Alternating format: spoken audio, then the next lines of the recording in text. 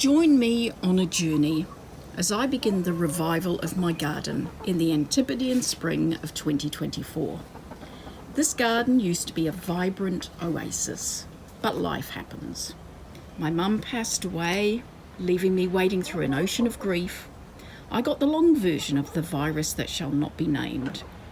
And then Cyclone Gabriel tore through New Zealand, leaving a wake of mud, debris and destruction, not just in my garden, but throughout the country.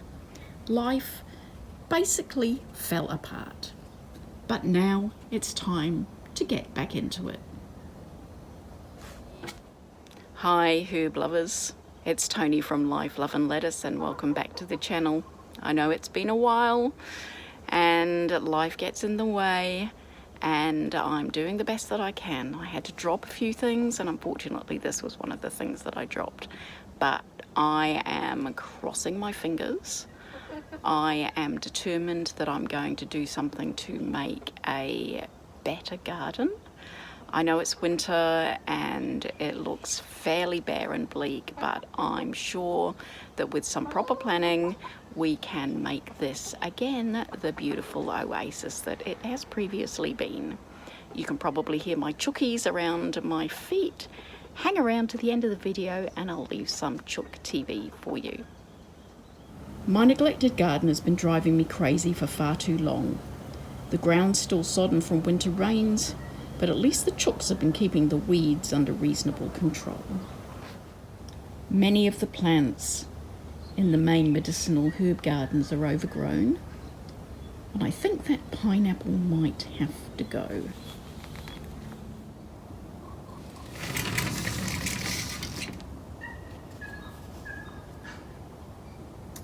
The hoop house needs some serious, tender, loving care. Surprisingly, there is still a ridiculous amount of greens coming out of this small space, but there is stuff that does need to go, and I do need to clean the plastic. We have tall trees that need some trimming. How's that blue sky for a middle of winter day in Auckland? This is why I love living in a subtropical climate. The thought of tackling it all is overwhelming, but I know that with a solid plan and some encouragement in the form of making a commitment here to you all, I can turn this space back into the beautiful oasis that I love spending time in.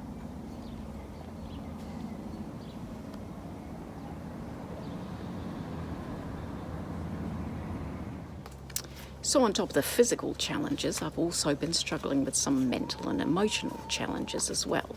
The loss of my mum, the destruction of the garden, just trying to do too much with the daily grind. I'm a planner kind of girl, and I just kind of planned myself into, I think, burnout.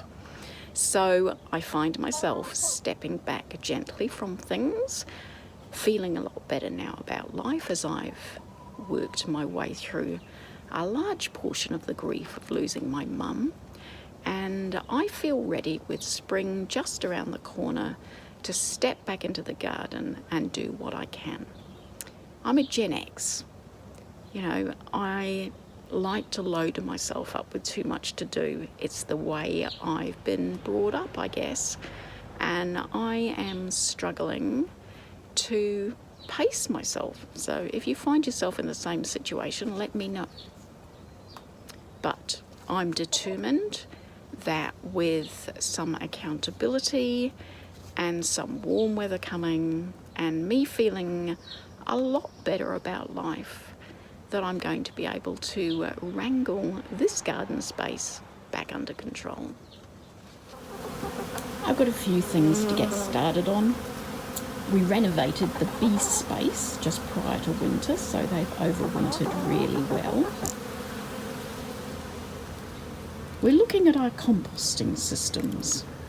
We're going to try and integrate a sensible system that means that we can keep everything in the garden, that we don't need to send anything out and everything's being completely recycled in a sensible way. I need to chicken-proof everything. They eat whatever they can. You can see there the only green space is the little patch that's fenced off. But I want to find a more aesthetic way of fencing. This is working well, but it's just not pleasing to the eye. We're likely going to be moving these beds anyway and creating a walkway right up against the fence underneath the fruit trees.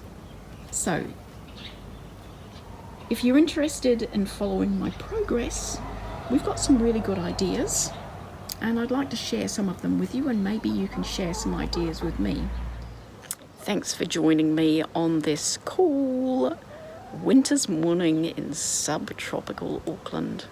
I look forward to seeing you in the next video, and make sure you hit that subscribe button and the little bell, and go and have a look at a few other of my videos to see what I've been up to.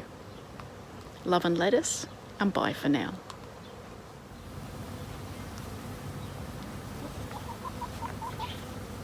What you doing, girls?